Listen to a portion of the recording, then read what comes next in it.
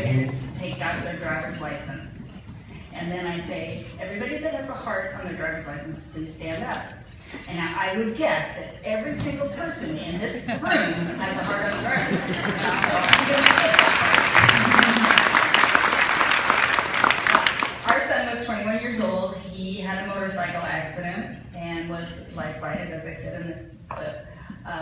He lived for 9 days in a coma and unfortunately never regained consciousness. Suffered a couple strokes and eventually was declared brain dead. And LifeGift had spoken to us the day before he died, or they knew he was dying, and asked if we wanted to donate his organs. And our daughter and son watched that movie, 7 Pounds, 2 weeks before his accident. And it was very impactful to them, and they both said, if anything ever happens to us, we want to be organ donors. So when they asked if we wanted to donate his organs, my daughter was a little hesitant only because she thought that he would be able to recover. And so once they went through everything with Jessica, then she understood that there was not a chance that he was going to recover. So she said yes, he wanted to donate his organs. So that was June 15th, 2009 was when he died.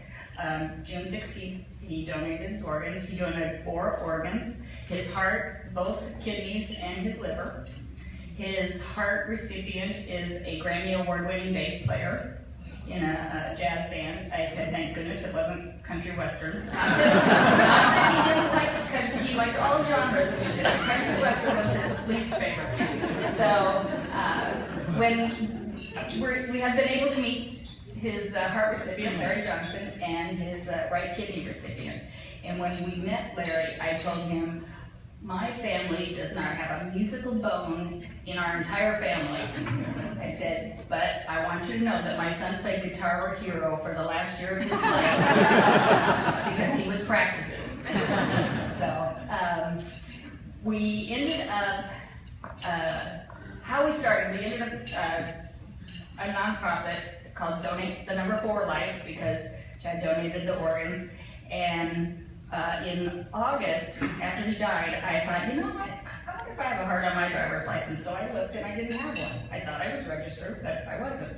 So I went online to register, and I was in Texas, number 499,950.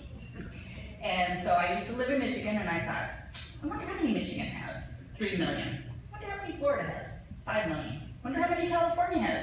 6 million. I'm like, Texas has less than 500,000, as many people as live in Texas. That was crazy to me. So we decided for Chad's birthday that year, October 27th, the mayor of Katy, because we live in Katy, declared it Chad Jones Organ Donor Registration Day. So we set up booths in Katy Mills Mall, West Oaks Mall, a few of the high schools around, and we just registered as many donors as we could. And so I called Laura the next day from LifeGift, and she said, how many did you get? And I said, I only got 222. I really thought it would be much easier than that. I didn't understand why anybody would want to even hesitate. And I said, I'm embarrassed by that. 222 is not very many. And she said, oh no, they can save 8 lives. So, in reality, you almost save 2,000 people. So I was like, oh, okay, well then I feel a little better. But I really thought it would be easier than that. In December, we had Chad had a floor graph on the Donate Life Rose Parade float. So that was where we actually met Chad's heart recipient first. But through that Rose Parade experience, our nonprofit has since sponsored another young man who was a donor. Chad's heart recipient rode the float, carrying that picture down Colorado Boulevard, with all those millions of people watching, which was an amazing experience. And then last year we had a liver recipient, and we don't know Chad's liver recipient, so he's our pseudo liver recipient, and we're his pseudo liver donor family. So 2 years after Chad died, we started the Organ Donor Hall of Fame. because my dad was a basketball coach, and I thought, what greater heroes are there than organ donors? If anybody should have a Hall of Fame, the organ donor should have a Hall of Fame. So we started it. It's an online website. We also have a traveling display that we take around to various life gift events and hospital events. And I haven't counted recently, but we probably have 120, but we have both living and deceased donors, and every story is incredible.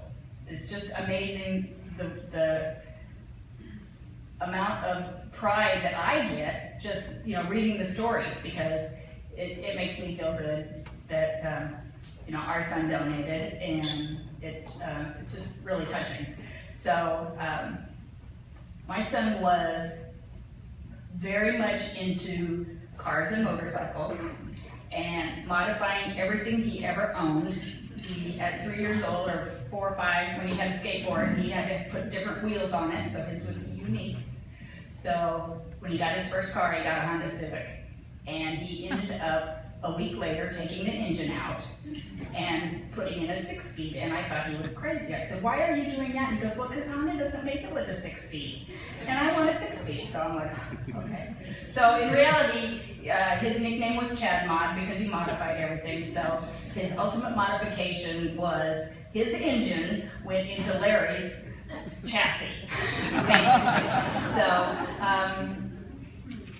we're very proud of him. We're proud to be part of this event, and I appreciate you listening to my speech and realizing that Chad's legacy was always to register or save more lives than just the 4 people he donated to.